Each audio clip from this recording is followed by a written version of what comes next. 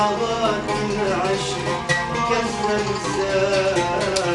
أشهد أن الظهر تجتاحني في لحظات العشق كالزلزال. تحرقني تغرقني تشعلني تطفئني تكسرني بنصفين كالهلال. تحرقني تغرقني تشعلني تطفئني تكسرني بنصفين كالهلال.